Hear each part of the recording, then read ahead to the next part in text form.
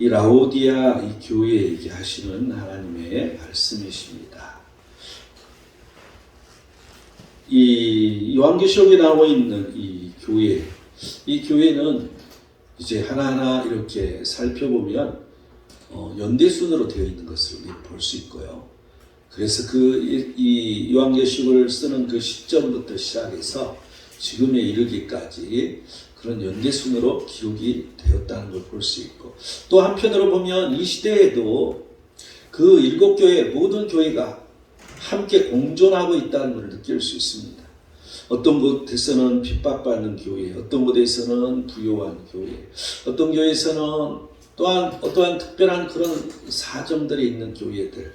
그래서 이제 모두 다 이 시대에 해당되는 교회라고 말할 수 있겠지만, 특별히 이 라오디아 이 교회는 지금 이 시대, 마지막 이 시대의 부요한 교회, 그래서 서구교회랄지, 그리고 또한 호상한 기독교를 믿는 그런 성도들에게 해당하는 그런 말씀이라고 보여집니다. 그래서 이 현대교회, 지금 우리가 살고 있는 우리 교회들이 깨달아야 할 말씀이 여기 숨어 있다고 보여집니다. 그래서 현대교회가 깨달아야 할 말씀은 무엇일까요? 첫 번째 15절을 보면, 내가 내 행위를 아노니 내가 차지도 아니하고 뜨겁지도 아니하도다. 내가 차든지 뜨겁든지 하기를 원하노라. 첫 번째는 차지도 아니하고 뜨겁지도 아니하다는 이 말씀을 우리는 깨달아야 된다는 것입니다. 쉽게 말하면 미지근하다는 말씀이잖아요. 그러면 이 차지도 아니하고 뜨겁지도 아니하는 이런 이 삶은 어떤 삶을 말하는 것일까? 어떻게 살아가는 사람을 말하는 것일까? 우리가 마태복음 24장 12절을 보면 불법이 성함으로 많은 사람의 사랑이 식어지리라고 말해주고 있습니다. 여러분, 이 시대에 불법이 성하여 하나님 말씀이 벗어난 일들이 너무 많아서 그래서 사랑이 식어지고 있다는 것입니다. 이러한 차지도 아니하고 뜨겁지도 아니한 이 삶이 이런 삶이라는 거죠. 또한 요한계시록 2장 4절을 보면, 그러나 너를 책망할 것이 있나니 너희 처음 사랑을 버렸느니라. 처음 사랑을 잃어버리는 지금 이 시대에 그 하나님을 처음 만났을 때 그 하나님 앞에 감격했던 그 모든 것들을 잊어버리고 사는 것이 차지도 아니하고 뜨겁지도 아니하는 삶이라고 생각이 됩니다. 또한 시편 81편 11절에서 13절을 보면, 하나님의 소리를 듣지 아니하며 하나님을 원하지 아니하는 그런 이 삶을 사는 사람들, 하나님의 소리를 듣기는 듣는데 그 귀에 들리지 않는 것이죠. 또한 그 하나님의 그 음성을 우리는 말씀을 통해서 듣는데 그 말씀을 행하는 것을 원하지 않고 사는, 그냥 마음 한켠에 두고 버려버리는 이런 삶을 사는 사람을 말해주고 있습니다. 누가복음 14장 27절 28절은 제자에 대한 말씀이죠. 쉽게 말하면 자기 십자가를 지고 나를 따르지 않는 자는 내 제자가 되지 못하리라. 그러면서 너희 중에 누가 마음대로 세우고자 할진대 자기의 가진 것이 준공하기까지 족할는지 먼저 앉아 그 비용을 계산하지 아니하겠느냐. 우리는 늘 계산적인 것이죠. 여러분, 항상 그리스도의 제자로 그 예수님을 따라가는 것이 아니라 그리스도의 제자라고 말하면서 항상 계산적으로 따진다는 것이죠. 우리는 늘 한번 살펴봐야 됩니다. 어저께 이제 이 브루나이에 있는 그 한인교회 그 목사님이 이제 우리를 인도하는 그 선교사를 통해서 자기의 물건을 좀 뭐가 있는데 우리 올 때 좀 가져왔으면 좋겠다. 그런데 너무 많은 거예요. 우리도 물품이 너무 많아서 정신이 없는데, 그리고 이번에는 이제 그 수화물 무게가 15kg밖에 안 되기 때문에 상당히 우리로서는 부담스러운 거죠. 내 마음속에 늘 그런 생각이 드는 거야. 이걸 거부해야 되나? 거절하고 싶은 생각이 드는 거죠. 그런데 거기서는 무슨 말을 하고 있냐면, 거기는 이제 완전히 무슬림 왕국이잖아요. 브루나이 왕국이잖아요.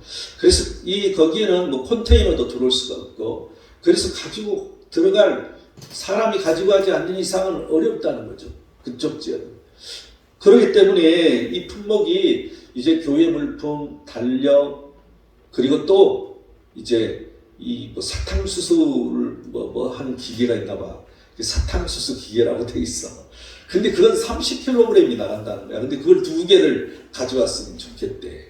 그래서 생각해보니까 그 텍스가 붙어야 되죠.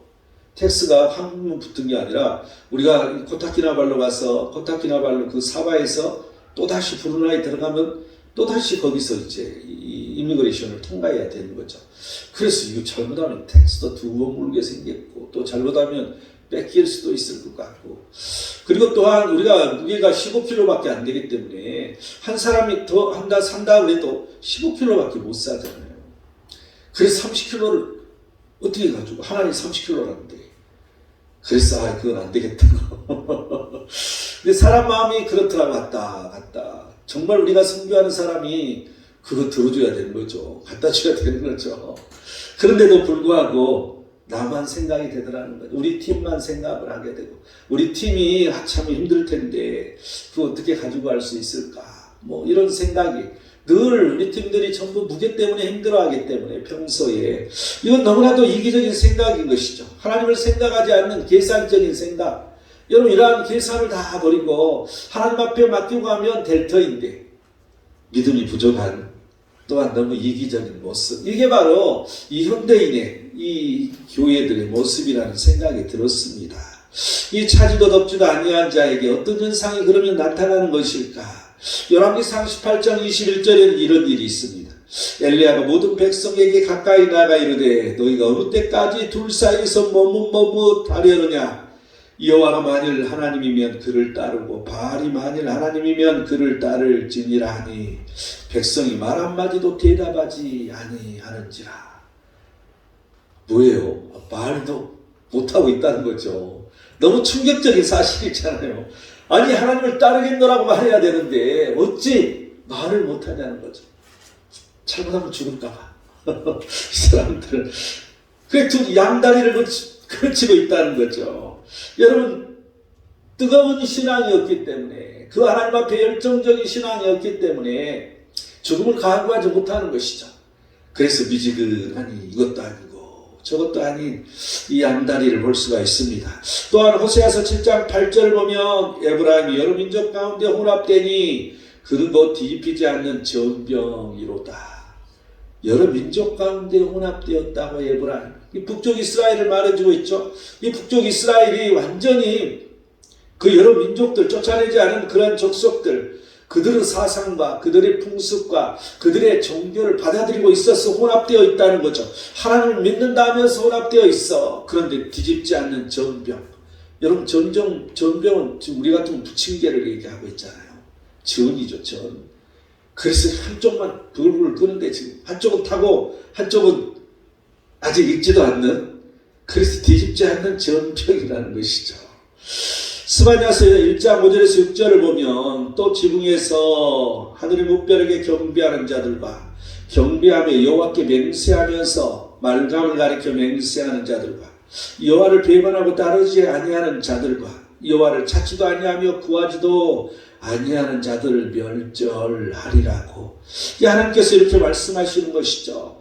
하늘의 묵별에게 경배하며 여호와께 맹세하는 사람, 하나님 앞에 명세하면서 그 경배는 하나님을 하는 게 아니라 하늘의 묵별에게 경배를 한다는 것이죠. 천지신명께 비나이다 그러고 그러면서 와서 하나님, 그리고 하나님 앞에 내가 하나님을 잘 믿겠습니다, 이 맹세하는 이런 것과 같은 거죠. 여러분, 어떻게 생각하면 웃을 일입니다. 어떻게 생각하면 웃음이 나오는 일이지만, 여러분, 우리가 하나님 앞에 진실하지 못하면 이런 현상과 똑같다는 것이죠. 마태복음 6장 24절은 한 사람이 두 주인을 섬기지 못할 것이니 호기를 미워하고 저를 사랑하거나 호기를 중히 여기고 저를 경히 여김이라. 너희가 하나님과 재물을 겸하여 섬기지 못하리라. 항상 우리는 두 주인을 섬기는 것을 볼 수가 있습니다. 오직 하나님이며 하나님, 아니면 가든지 세상으로 지옥에 빠지든지 그래야 되는데, 우리는 늘 그 하나님을 섬기면서도 세상을 섬긴다는 거죠. 여러분, 이것은 우선순위를 말해주고 있어요. 항상 우리가 재물을 섬기지 말라는 얘기가 아니라 재물이 있어야 지금 이 시대는 하나님 일도 하는 거잖아요. 그렇기 때문에 우리는 하나님을 믿는 자로서 잘 사는 사람이 되어야 돼. 그런데 우선순위가 항상 먼저 하나님 나라와 의의를 구하는 일에 앞장서고 그러면서 하나님의 부요함을 우리가 얻을 수 있어야 되는, 이 체문에 대해서도 최선을 다해야 되는 것이죠. 마태복음 10장 37절 보면 아버지나 어머니를 나보다 더 사랑하는 자는 내게 합당하지 아니하고 아들이나 딸을 나보다 더 사랑하는 자도 내게 합당하지 아니하며. 여러분, 하나님보다도 부모가 더 중요하고 하나님보다도 자녀가 더 중요한 것, 여러분, 이러한 것들이 바로 미지근한 신앙이라는 것입니다. 야고보서 1장 8절은 두 마음을 품어 모든 일에 정함이 없는 자로다. 두 마음을 품는 사람, 항상 하나님이 먼저가 아니고 하나님 방에 다른 것이 먼저인 사람. 여러분, 이러한 사람들, 이런 현상들이 우리에게 나타난다는 것이죠. 미지근하면. 또한 미지근하여 뜨겁지도 아니한 자는 하나님께서 어떻게 하시는 것일까? 오늘 보면 16절은 내가 이같이 미지근하여 뜨겁지도 아니하고 차지도 아니하니 내 입에서 너를 토하여 버리라고 말합니다.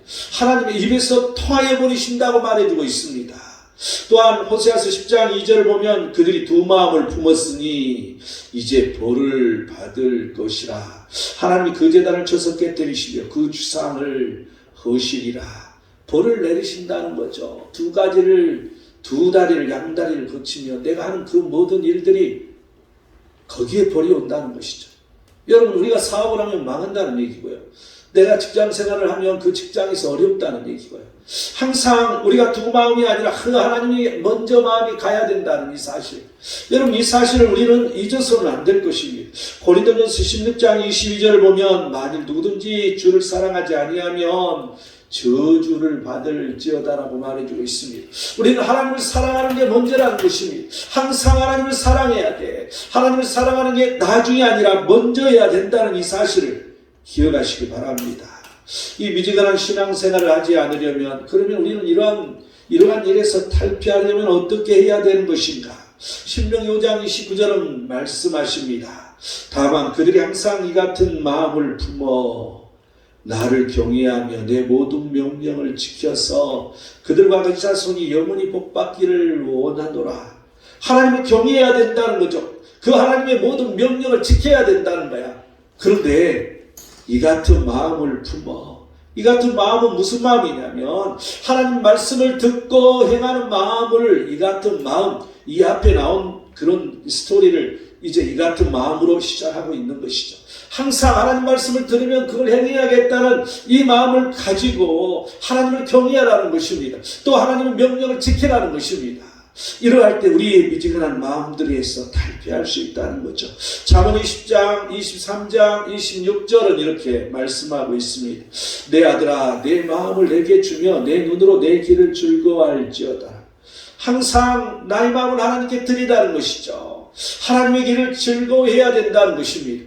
우리가 늘 하나님의 길, 우리가 교회 나와 예배하는 것, 또한 우리가 하나님의 일들을 행하는 것, 우리가 교회 안에서 봉사하고 헌신하는 것, 하나님 앞에 충성하는 것, 또한 우리가 전도하는 것, 우리가 또한 선교하는 것, 이 모든 것들을 그 하나님의 길이기 때문에, 하나님의 도기 때문에 즐거워해야 된다는 것입니다. 그런데 내 마음을 하나님 앞에 드려야지 그런 일이 생기는 거죠.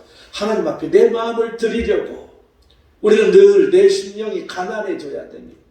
그러지 못할 때 나를 가난하게, 내 심령이 가난하게 하나님 만드시는 거죠. 베드로전서 1장 22절은 너희가 진리를 순종함으로 너희 영혼을 깨끗하게 하여 거짓없이 형제를 사랑하게 이르렀으니 마음으로 뜨겁게 서로 사랑하라고 말해주고 있습니다. 말씀으로 우리 영혼을 깨끗하게 하라는 것입니다. 그리고 거짓없이 형제를 사랑하라는 것이죠. 물론 지혜가 있어야 되겠죠. 악을 행하고 그런 사람들에게 사랑을 행한다고 같이 갔다간 나도 빠지는 경우가 있다는 것도 알아야 되겠죠. 요한계시록 2장 5절은 회개하여 처음 행위를 가지라고 말합니다. 항상 우리에게 중요한 것은 내 마음이 퍽퍽할 때, 내가 뭔가 하나님 앞에 나아가지 못하고 있을 때, 내가 왜 그렇지 이런 생각이 들었을 때 우리는 늘 돌이켜서 회개하고 눈물로 하나님 앞에 돌아가는 이 첫사랑을 회복하는 일이 있어야 됩니다. 이러할 때 우리는 미지근함에서 탈피할 수가 있다는 거죠. 내가 차지도 아니하고 뜨겁지도 아니하는지 한번 생각해 보시기 바랍니다. 미지근하다 생각되면 더욱 하나님을 가까이 해야 된다는 것을, 또한 회개하고 첫사랑을 회복해야 된다는 것을, 또 하나님을 경외해야 하는 것을 회복해야 된다는 것을, 하나님의 명령을 지키는 일을 회복해야 된다는 것을 우리는 알아야 할 것입니다. 이 현대교회가 깨달아야 할 말씀은 무엇일까요? 두 번째, 17절을 볼까요? 내가 말하기를 나는 부자라 부유하여 부족한 것이 없다 하나 내 공고한 것과 가련한 것과 가난한 것과 눈먼 것과 벌거벗은 것을 알지 못하노라. 두 번째는 나는 부자라는 것이죠. 부유하고 부족한 것이 없다고 느낀다는 것입니다. 그런데 사실은 공고한 것이고, 사실은 가난한 것이고, 사실은 가련한 것이고, 사실은 눈먼 것이고, 사실은 벌거벗은 것이라는 것이죠. 여러분, 우리는 이러한 것들을 깨달아야 할 것입니다. 나는 부자라고, 나는 부유하여 부족한 것이 없다고. 여러분, 우리가 늘 불만족 속에 살아갑니다. 왜냐하면 늘 나한테는 내가 사는데 필요한 것들이 더 많기 때문입니다. 그런데 중요한 것은 지금 이 말씀이 써지는 이 당시에 이 말씀은요, 먹고 사는 것이 중요한 그런 때였어요. 그래서 먹고 살면 부유했던 그런 시절이었죠. 그래서 지금 우리가 생각하는 것하고 그때 시대의 말씀이 쓰여지는 것하고는 그 배경이 다르다는 것을 우리는 생각해야 됩니다. 이 부유하여 부족한 것이 없으면 어떻게 되는 것일까요? 두 가지 부류가 있습니다. 이 말씀을 깨닫는 자와 이 말씀을 모르는 자. 우리가 이 깨닫는 자들은 창세기 3장 7절을 보면 이에 그들이 눈이 밝아져 자기들이 벗은 줄을 알고 무화과 나무 잎을 엮어 치마로 삼았더라. 자기가 벗은 줄을 안다는 것입니다. 자신이 깨달아졌을 때 내가 부족한 것이 없다 이렇게 생각됐을 때 깨달아지면 벗은 줄 알게 된다는 거죠. 창세기 3장 11절을 보면 내가 동산에서 하나님의 소리를 듣고 내가 벗었으므로 두려워하여 숨었나이다. 하나님의 소리를 듣고 자기의 그 수치를 깨달았기 때문에 두려워하여 숨는 일이 생겼다는 것입니다. 여러분, 우리는 늘 내가 잘 됐을 때, 내가 부유하다고 생각됐을 때, 내가 부족한 것이 없다고 생각됐을 때, 항상 내가 가련하고 내가 부족하고 가난하고 눈이 멀어 있고 벌거벗은 것을 우리는 깨달아야 된다는 것을 기억을 해야 됩니다. 그런데 그 속에서 자신을 모르는 자들이 있다는 거죠. 자기 만족 속에 살다 보면 자신을 모르는 자가 있다는 거예요. 자신이 누군지를 모르는 것이죠. 신명기 8장 12, 14절을 보면 내가 먹어서 배부르고 아름다운 집을 짓고 거주하게 되며 또 내 소와 양이 번성하여 내 임금이 증식되며 내 소유가 다 풍부하게 될 때에 내 마음이 교만하여 내 하나님 여호와를 잊어버릴까 염려하노라. 교만하여 하나님을 잊어버릴까? 하나님께서 그렇게 만들어주셨다는 걸 깨닫지 못했을 때 교만해진다는 거죠. 하나님을 잊어버린다는 것입니다. 여러분, 우리가 뭐든지 뭔가를 조그만 것이라도 이루어 나갔을 때 그 모든 것들이 하나님께서 하셨다는 걸 인정하는 사람과 인정하지 못하는 사람은 차이가 있는 것이죠. 인정하지 못할 때 늘 교만이 와서 하나님을 잊어버리고 살게 된다는 것입니다. 잠언 30장 9절을 보면 내가 배불러서 하나님을 모른다 여호와가 누구냐 할까 하며, 여러분, 우리가 항상 만족할 때 하나님을 모르는 일이 생깁니다. 하나님과 관계없이 살아간다는 것입니다. 호세아서 12장 8절을 보면 에브라임이 말하기를 나는 실로 부자라 내가 재물을 얻었는데 내가 수고한 모든 것 중에서 죄라 할 만한 불의를 내게서 찾아낼 자가 없으리라 하거니와. 여러분, 이 에브라임은 북이스라엘을 지금 말해주고 있습니다. 그런데 이 북이스라엘이 부강한 나라가 되었을 때 그 수고한 모든 것 중에서 모두 잘못된 것이 없다고 생각하는 것이죠. 항상 우리가 잘 되었을 때 내 잘못이 있나 없나를 살펴봐야 됩니다. 항상 있는데 하나님께서 은혜를 주시는 것이죠. 항상 있는데도 우리가 회개하고 하나님 앞에 나갈 때 하나님께서 복의 복을 더하여 주셨던 것이죠. 여러분, 이것을 우리는 인정해야 됩니다. 누가복음 18장 11절에서 12절은 바리새인 대한 말씀이 나옵니다. 그가 서서 이제 이 세리와 따로 서서 기도를 하는 모습들, 자기를 구별시키는 거죠. 너와 나는 다르지. 따로 서서 기도했다는 것입니다. 그래서 토색 불이 간음을 하는 자들과 같지 아니하며 이 세리와도 같지 아니함을 감사하라이다. 나는 일회에 2번씩 금식하고 또 소득에 11조를 드리나이다 하고, 여러분 외식하는 자를 말해주는 것이죠. 우리는 늘 외식하는 자, 내 자신이 누군지를 모르면 늘 외식하게 됩니다. 남들보다 내가 뛰어나다고 생각되는 것이죠. 이 부유하여 부족한 것이 없을 때, 그러할 때 사람들은 어떻게 살아가는 것인가? 오늘 본문은 말해주고 있습니다. 18절에 내가 너를 권하노니 내게서 불로 연단한 금을 사서 부유하게 하고 흰옷을 사서 입어 벌거벗은 수치를 보이지 않게 하고 안약을 사서 눈에 발라보게 하라고. 이 부유하여 부족한 것이 없을 때 우리가 알아야 할 게 그 부유가 진정한 부유여야 된다는 거죠. 벌거벗은 수치를 알아야 된다는 거죠. 또한 우리의 눈이 보이지 않기 때문에 보이도록 해야 된다는 것입니다. 그래서 부유하여 부족한 것이 없을 때 우리는 어떻게 살아야 할 것인가? 불로 연단한 금을 사서 부유하게 하라는 거죠. 여러분, 불로 연단한 금을 사는 것은 시련이지 않습니까? 우리에게 시련과 어려움이, 하나님은 왜 우리에게 종종 시련과 어려움을 주시는 것인가? 여러분, 이러한 일은 내가 부유하여서 부족한 것이 없다는 것을 내가 늘 자신도 모르는 사이에 쇠뇌하며 살아가기 때문에, 그래서 그런 연단이라는 게 생기는 것입니다. 그래서 그 연단을 통한 부여를 얻으라는 것입니다. 또한 흰옷을 사서 입어 벌거벗은 수치를 보이지 않게 하라고. 흰옷을 사서 입으라고. 흰옷은 뭡니까? 세마포 옷을 말하는데 세마포 옷은 뭡니까? 이것은 성도들의 옳은 행실이라고 요한계시록에서는 말해주고 있습니다. 우리가 하나님 말씀으로 옳은 행실을 하는 것, 여러분, 이래서 우리의 수치를 가리라는 것입니다. 안약을 사서 눈에 발라보게 하라고. 여러분, 우리 눈이 안 보이기 때문에, 영적인 눈이 어두워졌기 때문에 무슨 말을 해도 들리지가 않습니다. 무슨 말을 해도 깨닫지를 못합니다. 그래서 깨달으라는 거죠. 알으라는 것입니다. 보여야 하기 때문에 영적인 보임이 있어야 됩니다. 영적인 것을 보아야 된다는 것이죠. 그래서 안약을 사서 보라고 지금 말해주고 있습니다. 시편 16편 7절은 나를 훈계하신 여호와를 송축할지라 밤마다 내 양심이 나를 교훈하도다.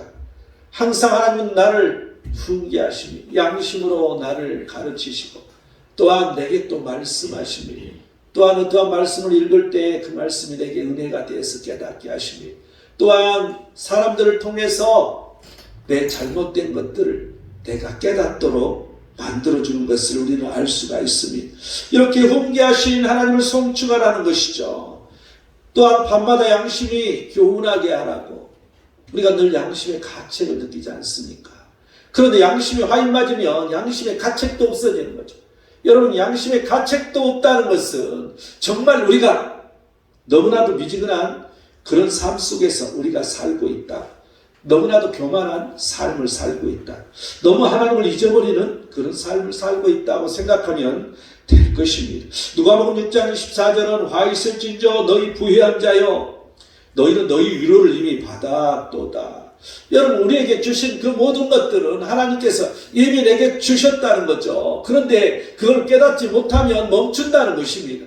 더 이상 가지 않는다는 것이죠. 마태복음 5장 3절은 심령이 가난한 자는 복이 있다고 천국이 그들의 것이라고 말합니다. 우리는 늘 심령이 가난하도록 노력해야 되는 거죠. 우리의 그 마음과 영이 가난해질 수 있도록. 여러분, 이게 무엇입니까? 내가 나를 낮추는 것입니다. 이게 무엇입니까? 내가 나를 죽이는 훈련인 것입니다. 여러분, 이러한 훈련들이 우리에게 있어서 우리 심령이 가난하도록 만들어야 되는 것이죠. 로마서 11장 20절은 옳도다. 그들을 믿지 아니함으로 꺾이고 너는 믿음으로 섰느니라. 높은 마음을 품지 말고 도리어 두려워하라. 항상 우리는 높은 마음을 품는 경우가 많이 있습니다. 하나님을 두려워하고 높은 마음을 품지 말라는 거죠. 여러분, 사람과 사람 사이의 일인데 높은 마음을 품지 말라고. 여러분, 항상 하나님을 두려워하기 때문에 그러라는 것입니다. 이 말씀을 선포한 시대는 먹고 사는데 불편함이 없다면 부족함이 없는 때이라고 내가 말했습니다. 이 자신이 부족함이 없이 살고 있는지 깨달아야 됩니다. 더 큰 것을 바라고 살기 때문에 우리는 바삐 살고 있습니다. 이때 자신이 교만하지 않는지 살펴보아야 됩니다. 하나님을 잊어버리고 살고 있지 않는지 살펴보아야 됩니다. 자신이 부유하다면 더욱 감사로 살아야 할 것입니다. 항상 하나님을 송축하고 복음의 사람이 되어야 할 것입니다.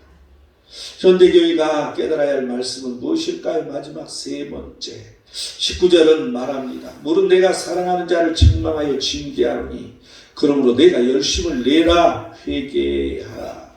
이 세 번째, 이 마지막 이 시대에 하나님은 사랑하는 자를 책망하며 징계한다는 사실입니다. 우리에게는 항상 책망과 징계가 있다고 말합니다. 그런데 어떤 사람들은, 그것도 아주 유명한 학자라는 그런 사람들이 이 시대에 무슨 징계가 있냐? 여러분, 성경이 써졌는데 성경도 안 읽어본 사람들이에요. 무슨 징계가 있냐고 말합니다. 너무나도 어리석은 사람들입니다. 이 책망과 징계가 없으려면 우리는 어떻게 해야 되는 것인가? 열심을 내라고 말해주고 있습니다. 회개하라고 말해주고 있습니다. 우리가 하나님의 일에 열심을 내는 것이죠. 우리가 하나님을 섬기는 일에 열심을 내는 것이죠. 첫 번째는 하나님을 섬기는 것입니다. 첫 번째는 하나님을 사랑하기 때문에 내가 그 하나님의 사랑을 내가 회복해야 되는 것입니다. 그래서 그 하나님의 사랑에 내가 감동되어서 우리는 열심을 내서 하나님의 일을 감당하는 것입니다. 우리는 늘 주님의 음성을 듣고 문을 열라고 20절은 말해주고 있잖아요. 볼지어다 내가 문 밖에 서서 두드리노니 누구든지 내 음성을 듣고 문을 열면 내가 그에게 들어가 그와 더불어 먹고 그는 나와 더불어 먹으리라. 여러분, 항상 하나님은 우리의 문을 두드리고 있습니다. 하나님은 늘 우리에게 음성을 들려주고 있습니다. 항상 하나님은 우리의 마음의 문을 두드리고 있다는 거죠. 오늘 이 시간도 하나님은 여러분 마음을 두드리고 있는 것입니다. 우리의 마음의 문을 열어줘야 돼. 주님의 음성을 듣고 우리가 문을 여는 게 너무 중요하다는 것입니다. 내가 문을 여는 게 순종하는 것입니다. 내가 문을 여는 게 뭔가 손해보험 같고 뭔가 내가 해야 움직여야 되는 것 같아서 싫어지고. 여러분, 지금 이 시대가 이런 시대지 않습니까? 그런데 그 문을 열지 못하고 회개하지 못하고 열심을 내지 못하면 하나님은 사랑하시기 때문에 책망하신다는 거죠. 책망해도 말 듣지 아니하면 징계하신다는 이 사실을 우리는 알아야 할 것입니다. 여러분, 징계의 의미는 무엇일까요? 사무엘하 7장 14절은 인생의 채찍으로 징계한다. 여러분, 인생의 채찍이라는 것입니다. 잠언 3장 12절은 사랑하신 자를 징계하신다고 말해주고 있습니다. 히브리서 12장 10절은 우리의 유익을 위하여 그의 거룩하심에 참여하게 하시는 게 징계라는 것을 말해주고 있습니다. 우리를 위해서 징계하신다는 거죠. 우리를 위해서 그 하나님의 거룩하심에 참여하게 하시는 게 징계라는 거야. 여러분, 하나님의 징계가 올 때는 우리를 돌이켜야 됩니다. 내가 거룩한 자로 그 하나님의 거룩함에 참여를 해야 된다는 것이죠. 그게 목적이기 때문에, 징계의 목적이기 때문에. 그렇다면 이 징계의 역할, 징계는 어떤 역할을 해주는 것인가? 욥기 5장 17절은 하나님께 징계받은 자에게는 복이 있나니. 여러분, 징계에는 복이 있다는 것입니다. 징계의 끝은 복이에요. 내가 변화되고 내가 회개하고 내가 돌이키면 오히려 복이 온다는 걸 말해주고 있습니다. 또한 시편 39편 11절을 보면 그 영화를 좀 먹은 것 같이 소멸하게 하시는 게 징계라는 겁니다. 내가 가지고 있는 그 모든 그 영화라고 그 모든 것들이 소멸돼 버린다는 것이죠. 하나님은 거기까지 가게 하신다는 거야. 이게 징계라는 것입니다. 또한 잠언 15장 32절은 훈계받기를 싫어하는 자는 자기 영혼을 경히 여김이라 견책을 달게 받는 자는 지식을 얻느니라. 여러분, 이 징계를 우리가 달게 받아서 우리가 회개하고 돌이키면 그 하나님의 지식을 얻는다. 말씀이 무엇인지 깨닫게 된다는 것입니다. 말씀을 배우게 된다는 거죠. 말씀의 의미를 내가 터득하게 된다는 걸 말해주고 있습니다. 잠언 22장 15절을 보면 징계하는 채찍이 아이의 마음에는 미래는 것이 얽혔으나 징계하는 채찍이 이를 멀리 쫓아내리라. 얽힌 미래라는 것을 멀리 쫓아내는 게 징계라는 거야. 얽히고 얽힌 미련한 그러한 것들, 우리가 하는 것들이 늘 하나님 보시기에 미련한 것이라는 거죠. 왜냐하면 육적인 일에만 빠져있기 때문에, 왜냐하면 영적인 일로 그 하나님의 뜻대로 움직여야 되는데, 하나님의 힘으로 이 육적인 것도 풍요로워야 되는데 항상 육적인 것으로 가고 있다는 거야. 얽힌 미련한 것이야. 그런데 그러한 걸 쫓아내는 게 징계라는 것입니다. 히브리서 12장 11절은 무릇 징계가 당시에는 즐거워 보지 않고 슬퍼 보이나 후에 그로 말미암아 연단 받을 자들은 의와 평강의 열매를 맺는다고 말해주고 있습니다. 여러분, 이 징계를 잘 견뎌내서 우리가 회개하고 돌이켜 하나님 앞에 나가면 하나님의 의가 우리에게 열매를 맺는다는 거죠. 평강이 우리에게 열매를 맺어. 여러분, 이 샬롬이라는 게 얼마나 중요한 단어인지 알 수 없습니다. 여러분, 우리의 육의 평강이 온다는 것은, 내 육체가 평강이 온다는 것은 건강이 할 뿐만 아니라 병이 없다는 의미잖아요. 또한 내 육체가 즐거운 걸 말하잖아요. 그럼 여러분, 우리가 하는 모든 것들이 형통하는 거야. 물질이 우리에게 있다는 것이죠. 물질이 없어도 또한 즐거운 일이 생긴다는 것이죠. 여러분, 그래서 영혼뿐만 아니라 이 육의 평강, 샬롬이 우리에게 있어야 된다는 걸 여러분 잊어서는 안 될 것입니다. 이게 징계를 통해서 일어난다는 거죠. 고린도후서 6장 9절은 죽임을 당하지 않는다고, 징계를 받는 자 같으나 죽임을 당하지 않아.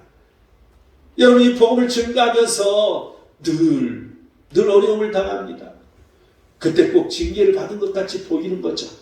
그러나 죽임을 당하지 않는다. 사도 바울은 고백하는 것을 볼 수가 있습니다.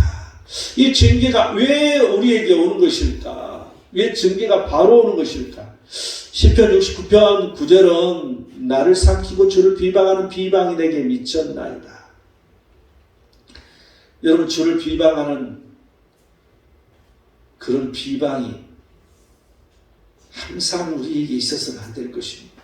우리가 이 교회를 비방하는 것은 하나님을 비방하는 비방이 되는 것이죠. 또한 주의 종을 비방하고 또한 앞에 와서 열심히 일하는 그러한 헌신자들을 비방하는 것은 주의 종, 주님을 비방하는 것과 같습니다. 왜냐하면 주의 일을 막는 거기 때문에, 주님이 하시는 일들을 망치게 하는 거기 때문에. 잠언 15장 10절은 도를 비방하는 자는 엄한 징계를 받을 것이요 견책을 싫어하는 자는 죽을 것이라고 말해주고 있습니다. 하나님의 도, 하나님의 길을 말하는 거죠. 하나님의 길을 배반할 때 징계가 바로 온다는 것입니다. 하나님 길이 뭐예요? 하나님의 도가 뭐예요? 첫 번째는 복음이지 않습니까? 하나님께서 원하시면 뜻하신 그 모든 일들. 여러분, 이러한 것, 내가 그래서 선교 가서 조심하라고 늘 얘기합니다. 선교를 가는데 다 좋은 일로 가잖아요. 그런데 정말 가장 중요한 그 하나님의 선교를 막는 경우가 많이 있습니다. 항상 보면 자기 혼자 똑똑하고 자기 혼자 잘나고, 또한 잘 나가도 육체가 못 견뎌서 늘 불평하고 불만하고, 그러면 선교를 막아버리는 것이죠. 여러분, 이러한 교만, 또한 이러한 이 못 견딤, 이러한 것들이 그 선교를 막는 일을 해버렸을 때는 이게 바로 징계가 오는 그런 일이 생긴다는 걸 우리는 알아야 됩니다. 그래서 내가 선교 와서 복을 받아라, 늘 그런 말을 합니다. 선교 가서 복을 받아야지. 복을 받으러 와가지고는 복을 받는 것이 아니라 오히려 저주를 받는 이런 일이 생기면 안 되는 것이죠. 우리는 이런 의미를 잘 생각해야 할 것입니다. 예레미야서 7장 28절은 여호와의 목소리를 순종하지 아니하며 교훈을 받지 아니하는 민족이라고, 진실이 없어져 너 입에서 끊어졌다 할지니라. 하나님의 목소리를 순종하지 않는 자, 하나님의 교훈을 받지 않는 자. 여러분, 이러한 것들이 반복 계속해서 이제 내 양심의 가책조차 없어져 버리고 양심이 화인받는 자가 됐을 때는 징계가 올 수밖에 없는 것이죠. 스바냐 3장 2절을 보면 그가 명령을 듣지 아니하며 교훈을 받지 아니하며 여호와를 의리하지 아니하며 자기 하나님에게 가까이 나가지도 아니한다고. 여러분, 하나님을 의리하지 않고 하나님을 가까이 하지 않으면 이게 반복돼서 더 이상 하나님이 보시기에 두시면 안 되겠다고 생각될 때, 그때 하나님의 한계가 넘었으면 여러분, 이 징계가 온다는 것을 우리는 알아야 할 것입니다. 이 징계가 왔을 때 우리는 어떻게 자세를 취해야 할까? 잠언 3장 10절은 내 아들아 여호와의 징계를 경히 여기지 말라. 그 꾸지람을 싫어하지 말라. 여러분, 경히 여기지 말고 싫어하지 말라는 것입니다. 징계가 왔다고 막 분노하고 하나님 그럴 수가 있어요. 내가 얼마나 하나님을 위해서 열심히 과거에 일했는데 그 언제 다 얻다 두고 다 잊어버리시고 나는 이렇게 힘들게 하십니까? 여러분 그러면 계속 징계는 강도가 높아지겠죠. 경이 여기지 말고 내가 뭐가 잘못됐는지를 돌이켜보라는 거죠. 또한 이사야서 26장 16절을 보면 환난 중에 주를 왕복하여 싸우며 주의 징벌이 그들에게 임할 때 그들이 간절히 주께 기도하였나이다. 여러분 이렇게 어려움이 올 때 징계라고 생각될 때 그때 더 주를 왕복하라는 것입니다. 또한 간절히 기도해라는 거죠. 여러분 항상 그 어려움을 당하는 사람들 이렇게 보면요, 지혜 있는 사람들은 그냥 무턱대고 하나님의 선한 일을 합니다. 그래서 하나님께서 원하시는 일, 여러분 예를 들어서 전도한다 할지 어려울수록 와서 전도하기 바랍니다. 여러분 반드시 복된 일이 일어나더라고요. 단시간에는 안 일어나지만 많은 시간 쌓이면 그 사람에게 반드시 오더라고요. 이것뿐만 아니라 우리가 이 하나님의 선한 일, 하나님께서 원하시는 일을 내가 어려우면 어려울수록 해라는 거죠. 이게 지혜더라고요. 내가 이렇게 오랫동안 많은 사람들을 이렇게 살펴봤을 때 그런 사람은 반드시 하나님이 이렇게 세워주셔요. 그런데 그냥 이렇게 세워주시는 게 아니라 특히 복음을 증거하는 이런 일을 할 때는 크게 세워주시는 걸 수없이 보게 됩니다.